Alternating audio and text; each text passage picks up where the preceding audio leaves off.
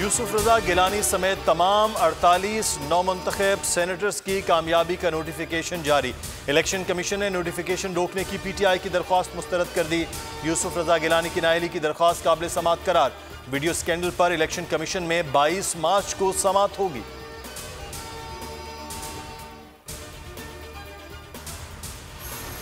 यूसुफ रजा गिलानी की सेनेट में कामयाबी के खिलाफ पीटीआई दरख्वास्त मुस्तरद। बेटे अली हैदर गिलानी की सूबाई असम्बली की रुकनीत से नाअहली की दरख्वास्त भी मुस्तरद। Chief justice Islamabad high court ने फैसला सुना दिया। रिमार्क्स दिए कि गैर जरूरी तौर पर अदालतों को सियासी मामलात में लाना ठीक नहीं है।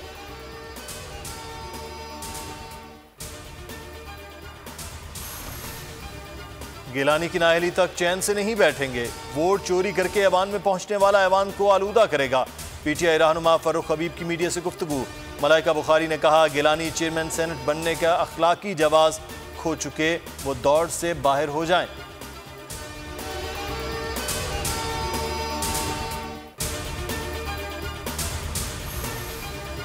वज़ीर आज़म इमरान खान से चेयरमैन सेनेट सादिक संजरानी की मुलाकात। चेयरमैन और डिप्टी चेयरमैन सेनेट के इलेक्शन पर मुशावरत। वज़ीर आज़म की ज़ेर सदारत इत्तेहादियों का मुशावरती इजलास कुछ देर बाद होगा। डिप्टी चेयरमैन के नाम पर मुशावरत होगी। वज़ीर आज़म का डिप्टी चेयरमैन खैबर पख्तूनख्वा से लाने पर जोर। पीटीआई के Mirza Afridi hot favourite.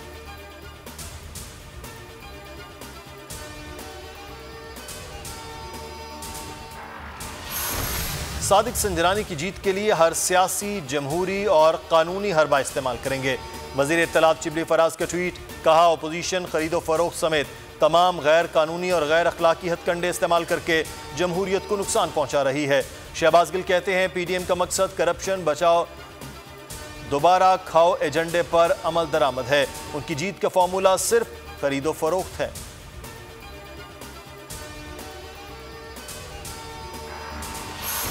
PTI के रुकन खैबर पख्तूनख्वा असम्बली को वोट के बदले 8 करोड़ की पेशकश। अब्दुलसलाम आफरीदी ने इलेक्शन कमीशन की विजिलेंस कमेटी में सबूत जमा करा दिए। व्हाट्सएप मैसेज के स्क्रीनशॉट्स और ऑडियो मैसेजेस शामिल। नून लीग के अब्बास आफरीदी पर पेशकश का इल्जाम, कार्रवाई की इस्तेदा।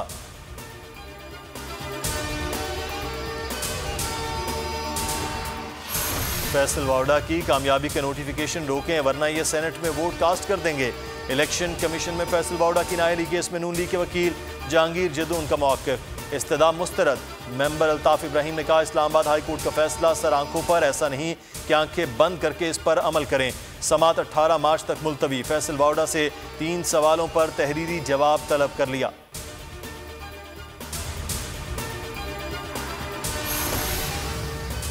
डस्का में दोबारा ज़िमनी इलेक्शन। इलेक्शन कमीशन का हुक्म मुअत्तल करने की पीटीआई की इस्तदा मुस्तरद। सुप्रीम कोर्ट ने समात 16 मार्च तक मुलतवी। हुक्म इम्तनाई की दरख्वास्त पर फैसला 16 मार्च को होगा।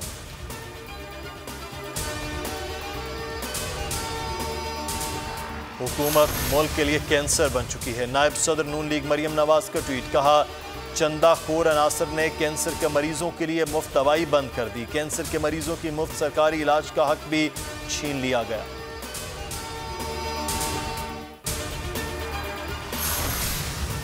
अवाम ने उनको मुस्तरद कर दिया। कौम उनकी हकीकत जानती है। नैब के इकदाम भी झूठे हैं। शाहिद खाकान अब्बासी की मीडिया टॉक। अनाड़ियों ने मुल्क को दोबारा लोड शेडिंग में डाल दिया। इनसे कोई काम नहीं हो रहा। हम बेबुनियाद और झूठे रेफरेंसेस भुगत रहे हैं। ऐसे इकबाल भूत बंगला बना दिया गया। मरियम औरंगजेब कहती हैं, सबूत देने की बारी आई तो पीटीआई पिछले दरवाजे से भाग जाती है। पीटीआई खाली हाथ आई और खाली हाथ वापस गई।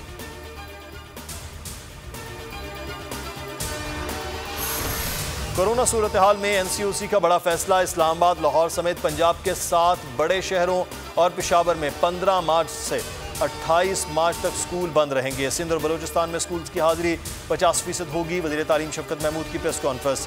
इंडोर शादी तकरीबात और खानों की इजाज़त वापस लेने का फैसला। 15 मार्च से मज़ारात और सिनेमा खोलने का फैसला भी वापस ले लिया गया। मुल्क में कोरोना वैक्सीनेशन का दूसरा मरहला। 60 साल से ज़ायद उम्र के लोगों को वैक्सीन लगाई जा रही है।